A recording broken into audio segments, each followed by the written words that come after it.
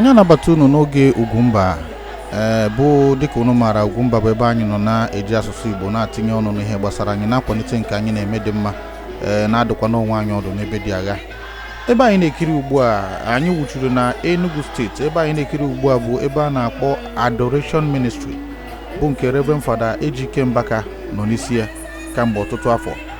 Ya bụ nwa amadi bụ onye echiri fada kamgbe 1995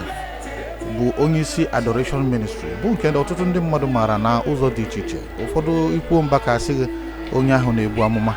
obu nke dị ma obu nke na-eso okwu. Ụfọdụ maara ya dịka ọgbọgwụ ụmụ ogbenye. Ụfọdụ maara ya dịka onye na-enyere ndị mmadụ aka. Fada Mbaka bụ onye na-ada anọ n'ebe a na-ekwugide mmadụ ma ọ bụ na-emegide mmadụ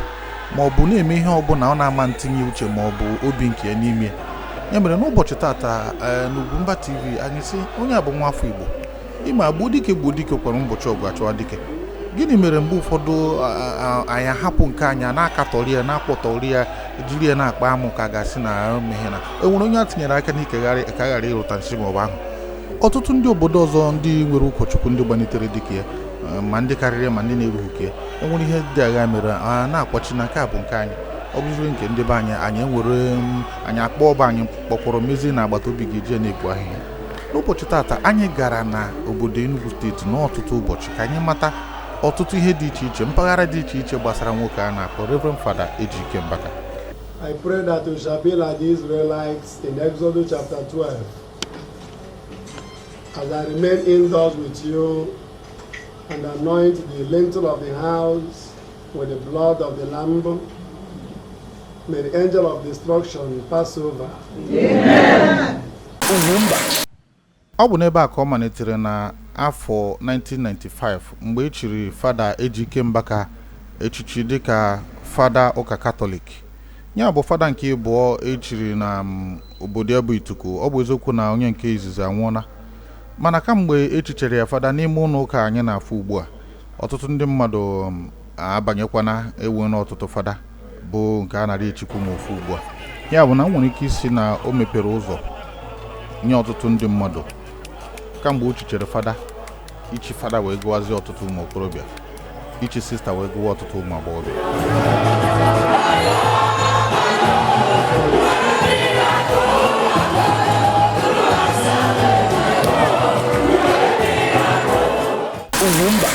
Ụlọ ụka St. Anthony a dịgidere etu a wee ruo mgbe Reverend Fada Ejike Mbaka rụtara ya na mgbe gara aga wee pịara ha nke bụ ụlọ. Ngwa n'elu ụlọ ụka Reverend Fada Ejike Mbaka rụrụ ndị fada na be nne ya.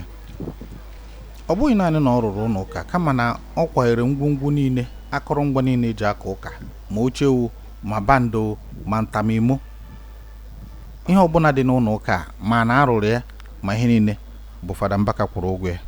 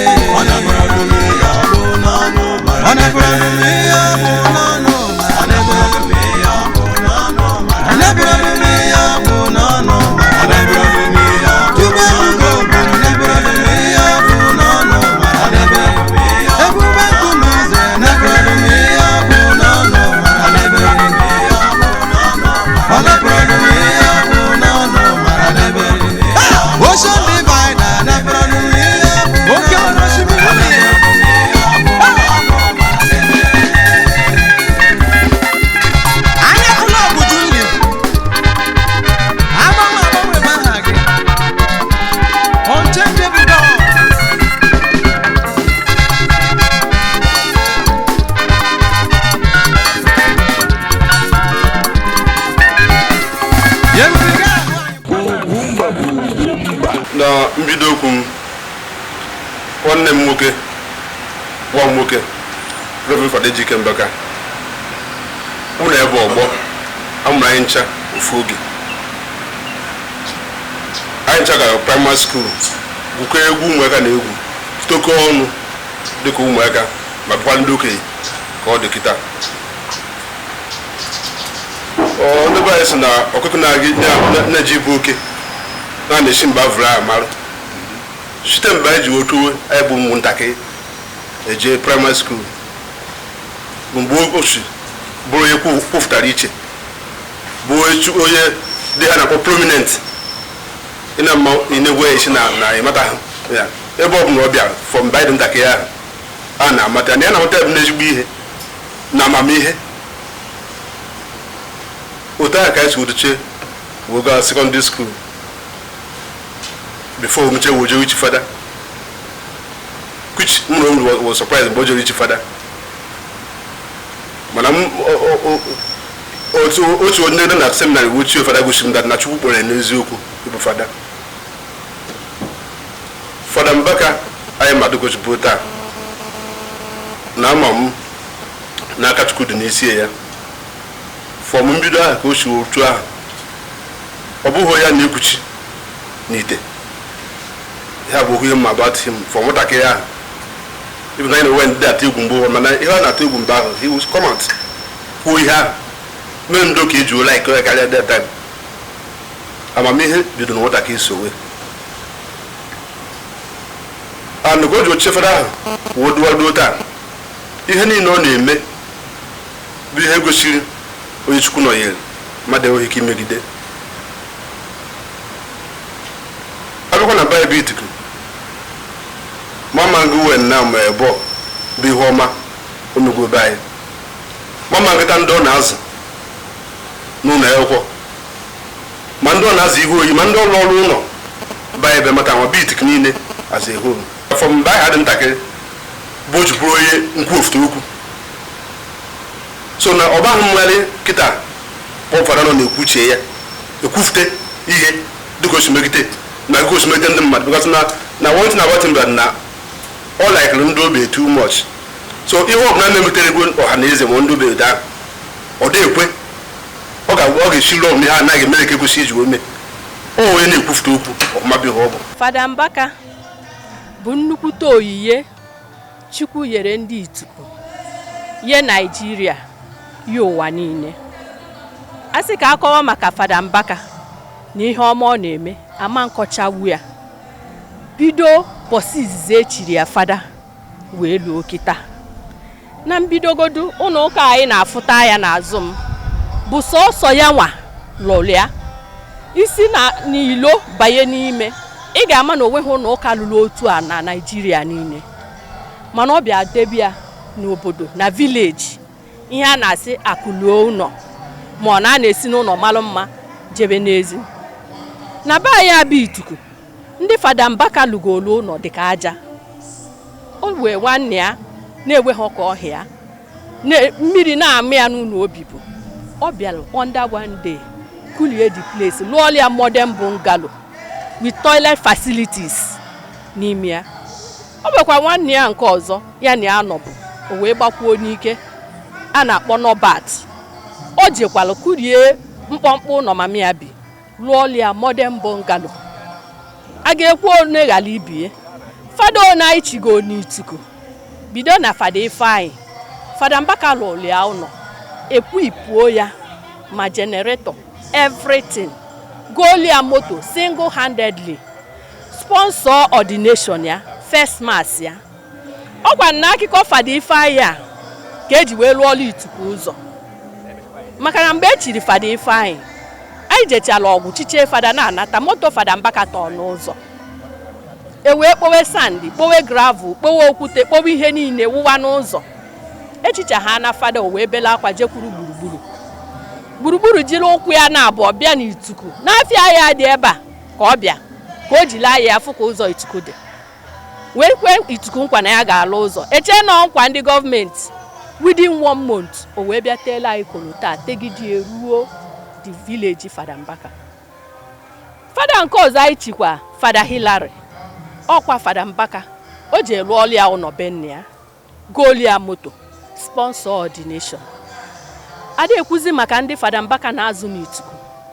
ije na community secondary school dị n'Ituku kịta ndị ọbụla na-enene WAEC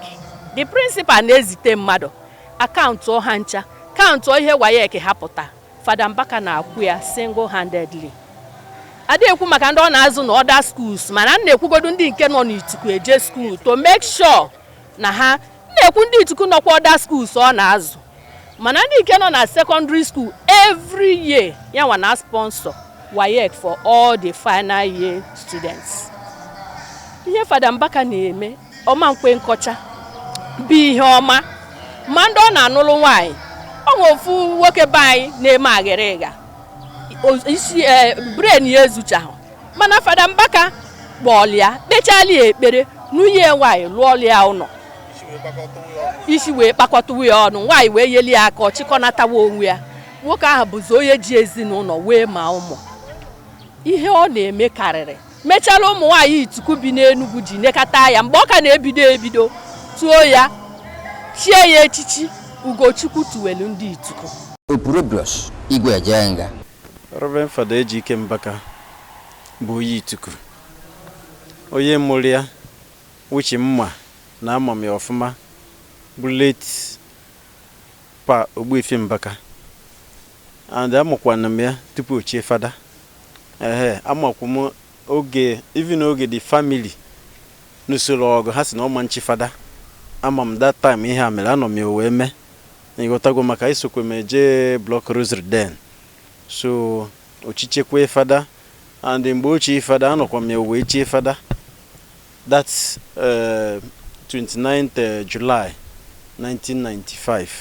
I was there I ain't participate and amam na tupu ochie fada na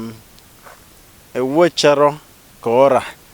mana site n'ike nke Chukwu ọ bụrụ otu ọha kịta ka ọha den amam na oge ochie fada na ihe ndị be anyị gorie bụ 505 mgbe ochie a na-epushi aka ka a na-akwụ ya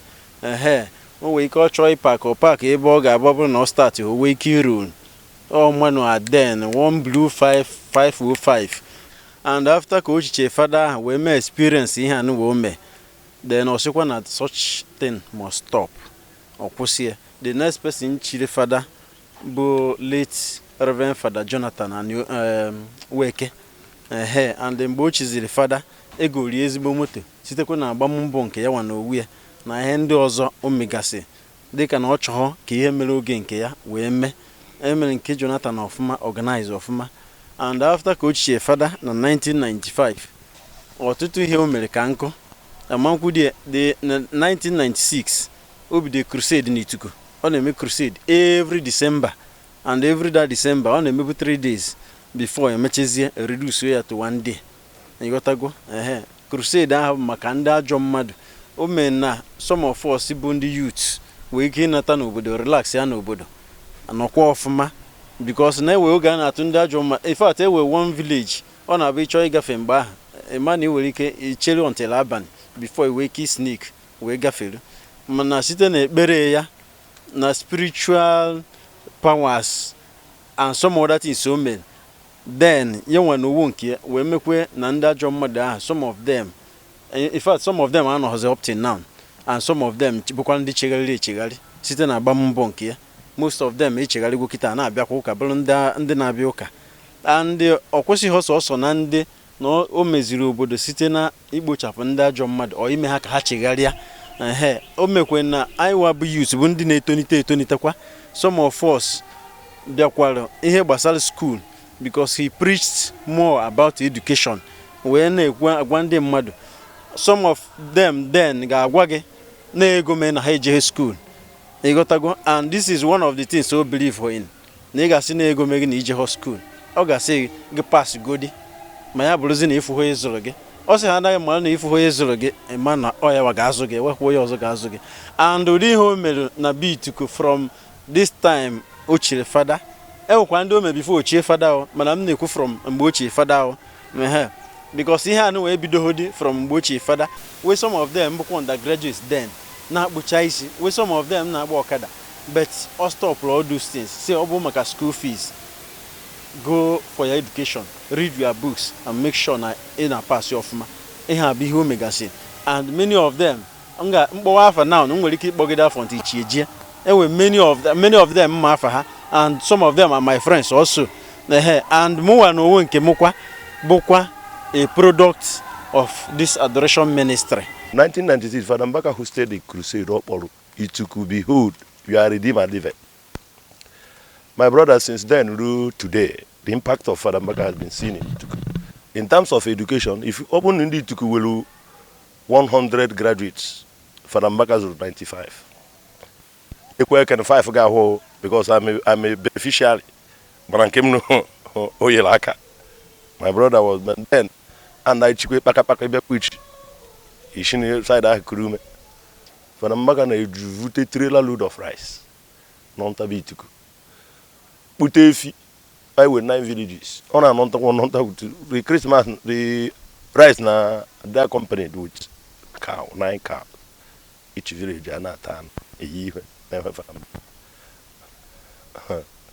Then, basically, in terms of education, since then, I will do secondary school and a community secondary school. Father Mbaka will go WAEC every year. Okay, this year, upon heater, I will touch normal work. But at the end of the day, he paid. The principal called me. I can father no make economy. Over 200 students. Yes. No, father bono ye father the tribalism or nepotism or maro ebo or sectionalism. Just mado ne kuru when came soje. The last one ojel I couldn't align more the umbrella put you on the check. We do you when it tell you say boy to kushi boy but do you know what is your name? Eba in a crib several years ago. I bundi to I do no una ukomero no even ya wana we Father Mbaka jukwe una ukwo beno mo no one day we will wonder na agwa that na his plan in life is here game chuku here game because so that has been his chance gonna to put up and you gonna do you gonna kubu you gonna so like joke some years back Abiawa Foundation ever. To no neighbor no garden. Okay, unu kan kimbo ha yes, ebo no chifada. Yes. Neighbor. Eba in Ukraine primary school. Zinc any do no. So emewen river is in a one man. Yelayan yelituku Catholic church ana. So ndi ane bazan, emekwe bazan. Apata block number. Biado make the bazaar not until when Father Mbaka came up. Father Mbido this church single-handedly. The result of the DPC. Ebe Father Mbaka Bidol church. Then, but also one of the things nameable sometimes because we put Mabeleba away the Nabamba because national KK Queen and Igbo no na just ndị na-abamba dị ndị kwe na ndị ekwe ewe mgbe there was a time I nọ n'ime ụlọ ụka bịa ama m ihe fara bịa mepe ya na evufute nnukwu aja so sometimes so aja ahụ bụkwa ọnọkọtakwa ọrụ aba break nobody will know what to happen not until in 2019 ending of 2000 ihe kereke n'ime ụlọ evutere n'ime ụlọ ụka several yes ndị na-efilu na why Father Mbaka ga-eme ha but most of the time on after show na ka eno ihe ka ndị ga-eyi aka oge eyekwa aka bịa but nobody comes then mana being part of mmadụ ọ bụ ọ si na by since Uchukwu Father Lord today enweghị ha na-eke n'ụtụ adị court even ọkụ nepa nọ n'Ituku ọ na-abịa ewetekwe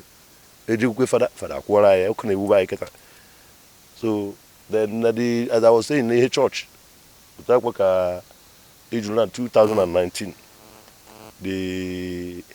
2019 2020 ebidozie church a ike na-ebube egwu nnọkọtakwa Father coincidentally ewekeshi ma ọ bụrụza mụ abụ the last person bịa lụazia the church anyị na Father utekwa ego mgbe ụhọrọ ubu amafụ ma shee Father ọgụ eke plan ewere gain oge gain ihe ọ na-eme ewere ọ ga-abụ emekwe ndị Itike ọ ga-abụ emekwe anyị enyekwa oyi ya pay try nnọkọtakwa ya mee launching to pay him back like joke.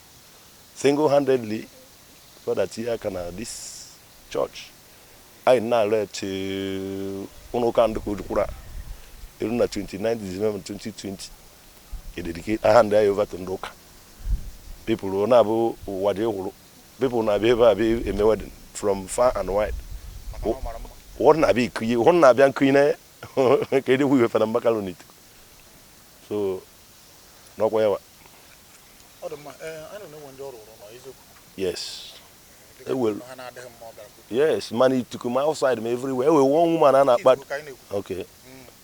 Yes, they went to be all alone. Now been to Mbaka about 3 different people.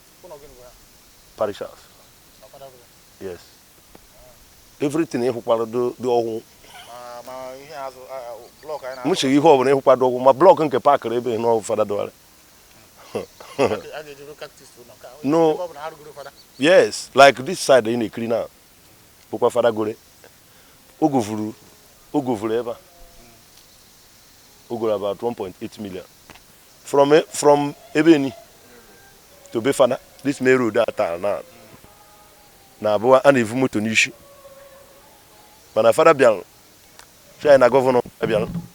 no will energy, economic. Na ya man dishu eka ya choyi tuku ya ge yor mo ne ya ga ya bi ho ge meri tuku ni ai je na egwuregwu one certain December na kwe fada buruburu Anlando ai je no political statement ndi tuku ndi football na adam in short na our people no far and wide na another December because basal ball which Fada Mbaka na host for several years man I say for the past 6 years that ball. Now when you shoot from nowhere and you put in the shoot from nowhere, Biashina ha he used to the ball. A basketball ball about halfway. And as God may have it, na last year I enjoy indeed to Youth Welfare Association. Father gave in the battle first 200,000. Number second 150. Then number third 50. The same thing happened the same day this last year. Then last year's no ball first 500,000. Then in the ball second 300. In the ball third 200. Then some people that played very well or good that he gave 10,000. About 6 of them. So we shy we put in and this year. God wonder. What do you think of my explanation?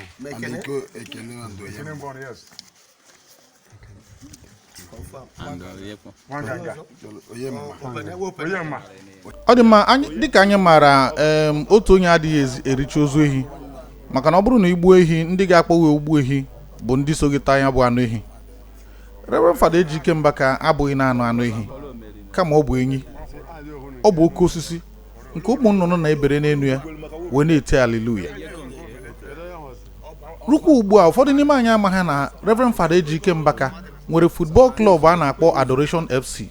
Anyị ga-aga na nke ahụ na ọ bụrụ na isonyere anyị na agba nke na-esote nke a. Mana ya bụ football club bụ ndị tonoro ato n'ihe dị egwu n'ụdị pụrụ iche nke bụ na mgbe na-adịghị anya na ha nwere ike ịdị na-atinyere ndị asị international aka n'anya maka na ọ bụghị naanị na a na-enye ha ihe ha chọrọ, eji etu ahụ wee were ozi ọma na-ejigide ndị ntorobịa. Anyị mara na ọ bụrụ na aka nọrọ nkịtị agụ egbu ọnụ, ya mere onye na-asị ya chegharịa, nwa okorobịa na-asị ya atinye n'aka n'ajọ ihe, inye ihe ọ ga na-eme, ọkachasị ndị maara agba egwu bọọlụ, inye ha a na-eme ya na-arachapịọm nsogbu a na ebidoro ya n'ituku tupu apụta mewe ebe ndị ọzọ.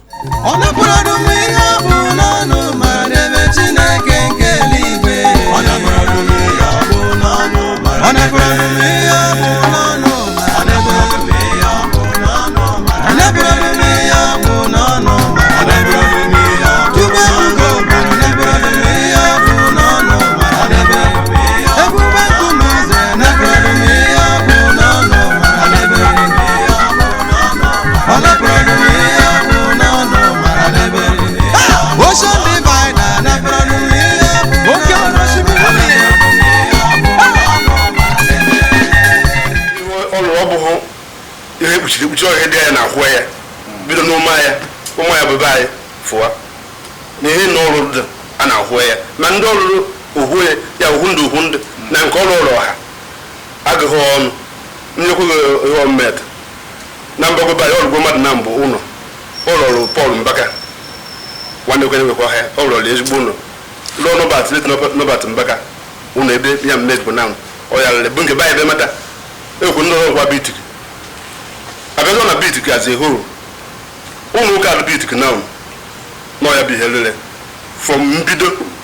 ivu ma ụfọdụ ana dị ebe a n'ọya gwụrụ dị ana ego ọtụ ana dị ebe a na-esogbo n'ụlọ ụka ọya gwụrụ ana ahụ ego ụlọ ụka ji ụchafuru ụtọ ahụ enweghị oyi itike ọbụla mmụọ ma onye ọbụla ọzọ tiri afọ ma ọkọbọ ụtọ ahụ ụlọ ụka shiwodo chere ndị obodo ụtọ ahụ dị ahụ ụlọ ụka n'ọlụle fe ewekwu ozo ndị ọ na-enyere aka m sịrị na atịsị ahụ ọbụla ọ na-akpọkọtakwa ụmụ okorobịa ma gboo ụtọ ahụ ọ kọmechara nke ahụ wa ebe Jenụwarị Febrụwarị ma ndị ego oru ngwongwo ha ji arụ ọrụ meshin na ihe ji eme ụmụ dịkwu mgbe na-eme ihe bakery na the rest of them ma ndị na-akpụ isi some of them about up to 4 of them ekwukwori mepere ha ji were eme ebe ha na-akpụ isi so na ọ bụghị amaghị ya na ịhwan ọjọọ ọzọ bido si na ịhwan osu na mmanya wofuo ịhwan osu na ọfụwa n'ama so na ọ bụghị ọka mma n'ezi osu na mmanya dịrị mma wofuwa ihe ka na-ama bụ na ọ bụ na-ekwughị n'afọ Fada Mbaka na Ituku ma ụmụaka obere ụmụaka as far as na olugo 3 years ọ mara Fada Mbaka ọ mahụgodo ihe ọzọ na ọ nata ha ana ha wa na benefit ha na-enweta ọbụgodo 500 ọbụgodo 1000 na ọ nata ha ana ọ bata ha ana ma nwoke ma nwaanyị ma ụmụaka ọ ga-abịagodo ebe anụwa kpere ha ekpere kpere anyị ekpere onyekwa anyị ihe papa anata ya yo nke ahụ nke ka na-eme emekịta ọ na-eme ọzọ bụ n'Ituku amaazị nweta Fada Mbaka na ọ bụ na ikwute ihe gbasatara imebi isi na aja ndị mmadụ ichegharị jewe ụka ndị mmadụ ịhafụ ihe alụlụ a na-eme oge mbụ ndị be ya da anata na-egbu ha na-egbu ha na-eme maka echiche Fada Mbaka site na Amarachukwu ọ bịa guzobere anyị crusade every year ọ na-emere anyị crusade ọ na-eji ya na-emebi site na Amarachukwu emebi mgbidi ọjọọ niile na ike ọjọọ niile nsị na aja niile nke a na-agọ ame n'Ituku ọtụtụ na-ejezi ụka ndị mbelivu na ọtụtụ na-eje ụka n'ime ha chegharịrị ọfụma ọ effort mbọ Fada Mbaka bara enwe mgbe a wụchara ọta anụ onye na-afụ emechakiri ya ebupụtara ọgwụ ọ ihe niile ka ọ gbara mbọ hụ na ndị na-eme chegharịrị wute mba ahụ wute ezigbote okwu ọya ejoka gị na-esewe okwu ebe a ka ị na-ahụ na ya na mmadụ ga-ese okwu mana ọ bụghị ise okwu abụ okwa nke ije wee ihe na ma omeme ha ma kọwara mba kama na ị ga-akwụsịrịli ya ọ ihe ọnụ Chineke ihe ọbụla gbasatara ụlọ ụka ma mbara ezi ya ma moto palish ka ọ jip ka oche anụwa niile band ihe ndị a niile ịhụ n'ebe a bụ ya nwa wetara nye anyị ọ sị na ya achọghị ka anyị taa afụfụ na ya achọghị ka anyị spend so much ebe Chineke wepụtagoro ya Alinze Chukwu gọziwe ndị Ituku oge ọbụla ịkpọ ha Fada Mbaka ha na-anabata ọfụma ha na-enye nkwado ọfiu dịka isukwuo o wee ndị amaghị ezi omume mana ha mara ha kwetara na ọ na-eme kama nke ọzọ ọsọ ya ọkachukwu nyere ngọzi mana iwepụtaghị nke gị wee ye ka o si eye so mana ọtụtụ ike Ituku ịtọ ma ịtọ ịbụ ọnụ ọkala kwadoro Fada Mbaka maka na enweghị onye ahụ na-agba itinye suga n'ọnụ ọgbụpụ ya nke ọzọ bụ na mmadụ adịzụghị ibe mma ọ ya ka ọ bụ ọ na-akwadosi bọọlụ ike ọ na-akwado okenye na-agba bọọlụ so ọ na-akwadosi bọọlụ ike nke gara aga anụwa nke ikpeazụ anụwa ọ ya kwadoro ya ndị si na ha buru ha n'isi mekete oyi ha nke ha kwadoro akwado ha kwụghị ụgwọ onye ọbịakwa kwụọ ụgwọ bụ ndị bukwe kọp onye kweghị ego ya ndị yut na ha ga-akọ ọrụ maka ya ọ na-akwado ihe ọbụla bụ soshal aktiviti ga-eme ka ndị be ha na-enwe aṅụrị ọ na-apụta ọfụma n'ime ya ihe ọbụla ga-ewetakwa udo n'Ituku ọ na-apụta n'ime ya na anyị na-ekeweta oke anyị na UNTH kịta bụ effort mbọ Fada Mbaka bara ime ka anyị nwee igwe maka mgbe igwe iyi chukwu wụchara anyị enweghị igwe more than 10 years. Some people will zero opportunity ahụ hijack ihe na-ede na UNTH enye anyị kwota ha elee ya anya na ha afụ ya anya enweghị ọrụ mana after Fada Mbaka zụnyere ụkwụ zọ esie ike wute nkwado ndị ọzọ anyị wee igwe Cletus Owo. Then from them some of us wee ọrụ na UNTH. Unu ga-achọpụta na kamgbe anyị bidoro mmemme a ihe anyị na-ekwuke oke bụ ihe o mere n'Ituku maka na anyị chọrọ ịmata ka ọ bụ ụkpaka na-agbara asụsụ ndị nọ n'ezi kịta anyị amatara na ya bụ akụrụrụ ụlọ ọ bụghị na onye nwa kacha nwee ego n'Ituku ọ bụghị na onye nwa kacha ejide akụ na ụba mana ọ bụrụ na mmadụ ga-apụta wee kpọbata ndị gọọmenti arụ ụzọ n'obodo wee rụọ ụlọ ụka dị n'obodo wee na-enye ọtụtụ ndị mmadụ ọrụ na-enyere ọtụtụ ndị mmadụ aka na-enye aka n'ihe ọbụla gbasara obodo ekwesịrị ka aja ya ike ekwesịrị ka ewepụta ya ọ bụghị iji too ya maka na anyị maara na otuto mmadụ dị iche na otuto Chukwu kama na ka e wee gwa ndị ọzọ biko na ihe a na-eme dịkwa mkpa ọ nọ n'ụra teta. Fada Ejike Mbaka nyere aka wee weta ọkụ n'obodo buru transfọma bunyere ha na-akwụ ụgwọ ọkụ obodo niile na-amụ nke kachasị nke bụ na ọ chọghọ ka ụnyaahụ na-aga n'ihu na-abụ sụsọ ofu ọjọọ kwuru n'obodo maka na ofu osisi ọbụla kwuru sụsọ ya ụmụ nnụnụ ebegbu n'elu ya mere o ji na-akwụrụ ụmụaka ụgwọ akwụkwọ na-azụ ụmụaka ma ndị a na-azụ na Naịjirịa ma ndị a na-azụ n'obodo oyibo ma ndị a na-enyere aka ka ha pụta na ma mahadum ma ịmara na a na-akwụrụ ụmụaka ụgwọ akwụkwọ WAEC kwa afọ nwanne ọ dịkwanụ mkpa ka anyị too onye akịdị ka o nwee gwọta ọzọ biko ka anyị ghara ikweta ka e were ọgụ anyị na-apa nshi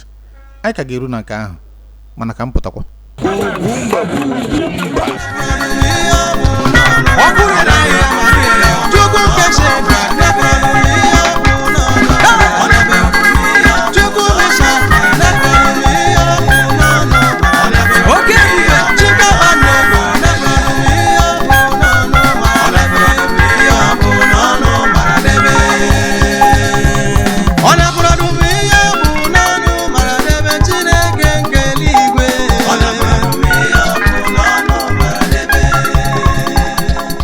abịakwube nke ụlọ ọlụrụ alụ mahọm unu si na unu gara Ituku ama mụ na afụrụ ụlọ ọlụ gasị and even ndị fada m na-ekwu a I stopped at Father Jonathan I stopped with him mana ichekizie emechezi chikwe onye a na-akpọ Reverend Fada Ifeanyi Ugwu ọ lụrụ ya ụlọ na bie and everything o jikwe me ordination ya wa sponsor ya to the end and ọ ga-anọ chekwa emechekwa ordination na first mass ya ọ ga-anọ everything a ga-emekwa ya wa ga sponsor kwa Abro John only ordination. Emechekwe first mass onye ha ga-aka. He will be there and he will sponsor everything. Ma ihe onye ha ga-eyi na all the attires ndị fada. Then Father Oya onye nke echi last year. He also built a house for him. I was part of the people monitor the house. So ihe ọ na-eme abụrụ ihe na ọbụla politician ewe ya afọ aka kpọgwe mana nke anụ bụ na ọ na-arụ ya azụ ọrụ Chukwu. Ọ bahụ mgharị ka o si adanwụ. Because na ezigbo ihe nsogbu na-ese na aka ndị na-emegide na-achọghị ezigbo ihe karịrị ifu ma ba ebe emeta ma bụ Itike ndị wole na ha aida na ha firi na wayo ji oburu yawa karịrị ewoji ezo na ama bụ Enugu State and Nigeria as a whole mụrụ ụmụ ihe bazi ọmụgharị bụ na mahụ na mmadụ na-ewere ike igwe mmadụ abịa kwuo ihe na-abụta na ihe ọbụla ya formulate ihe ọbụla ego ya ego ya na-ekwu ya ọ dị ka eziokwu because na ihe niile nọ na social media na-ekwu fada mmekwe omekwe nke ọmụkwa agwọ omekwe nke bọchị ngwụ nọ mbele kwa bọchị ngwụ ya ahụ ma m jekwa ihe nsogbu na n'ọkwa ihe bụ na akụzi mmadụ onwe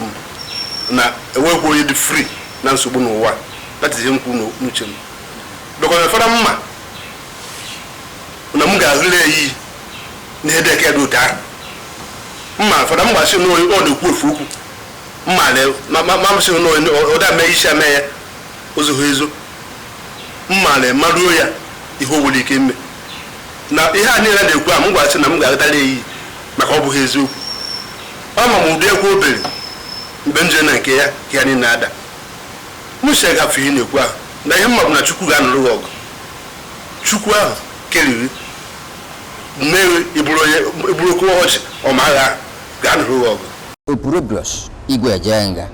nkọlụ gaba mmakwe ndị ọzọ kwuo maka ama m ya marụ oyi ụlọ malia even before ochie fada maka anyị na ya mee block rosary mechacha block rosary mgbe ahụ ihe ọ na-alụ bụ ijebe ndị mmadụ salụ ha akwa jelu ha ozi before anyị banye charismatic anyị na-esi ụkwụ ebe a jiri ụkwụ jee Oweli Court ebe anyị na-eje charism mechaa gbadata na nke St. Paul's ọ mgbe anyị na-eme charism ka Chukwu ji kpọọ ya abụ m witness eso m buru akpịa anyị wee dupu ya n'ụzọ bekee ka anyị si akpụ ya mgbe ahụ o wee jee banye seminary school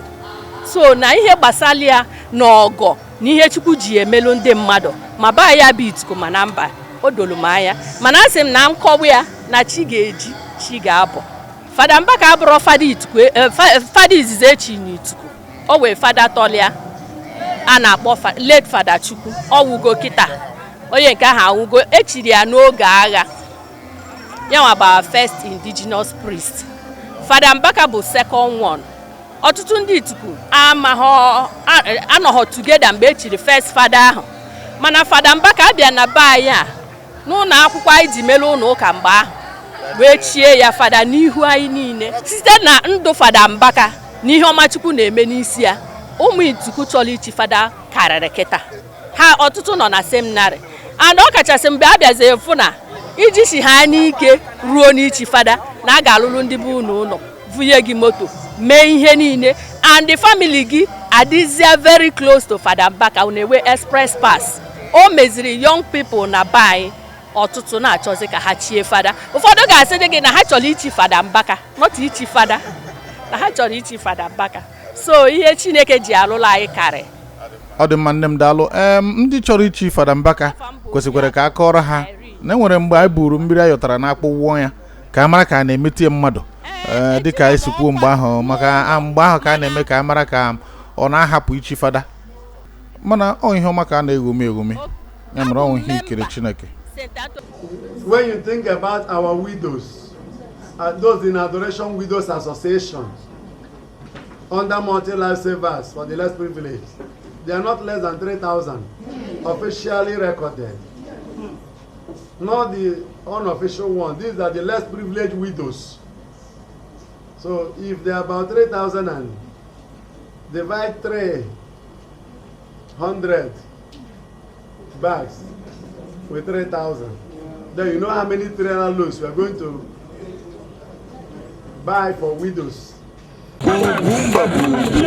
Ndị ituku na-eme appreciate. Even na my village ba amata bebu osi na-eme appreciate. Ituku niile as a whole na-eme appreciate. Ewere onye ịbịa na ituku now ewere ọdị somebody ọ ga-abụ osi na ya chọrọ ifu ndị ituku ezuo ka fada. Ị ga-afụkwu his who to show you that they appreciate him. And some other things kwa ewekwa ihe ọ ga-abụ omekwe ndị ituku abịakwa jukwa ese sikwa ka ekwe ihe na-eme. Ọ bụrụ like nke a na-emekwa kịta anụwa ndị ituku sikwa ka ha mara ka ihe na-eme ọ gịnị m na-eme ịghọtago so they appreciate him very well. And some of us bụ see from yawa welu nọrọ na level anyị nọ kịta anụwa anyị na-emekwa appreciate Father were listening ear ma ịghọta ya ọfụma mana imeghe nke even mụwa bụ nwa ya nwoke mme nke abụghị ya ha he will not spare me. Are you getting it? Ọ dị eme na ụmụ gị ma ime ihe adịghị mma and he will give you a long rope. Ọ bụghịkwa na ime ihe adịghị mma na ọ ga-eme gị attack ozugbo ọ ga-enyekwa gị ogologo oge ka ọ ma ị ga-echegharị ọ bụrụ na ichegharị has continue then he will do the needful. So ọ bụghị isi ike nke ahụ. Ihe a bụ civic center ndị ituku nke Reverend Fada Ejike Mbaka rụrụ naanị ya. Ụlọ ndị dị iche iche ọ rụrụ ndị mmadụ ma ndị ukwu ma ndị nta n'ime obodo ebe ituku ka ị nwee mara na ya nwa abụghị ụkpaka na-agba sọsọ n'ezi mana onweghị ụlọ nke aka ya. Ụlọ anyị na-ahụ ebe a bụ otu onye na-anara ezumike nka n'ọrụ soja wee siri ya nwoke m na ị ga-enwenata ụlọ o wee pụta ebe a rụọ ọrụ ya ụlọ etu a ka o si nwee ụlọ na bie maka na ọ rụbeghị nke ya.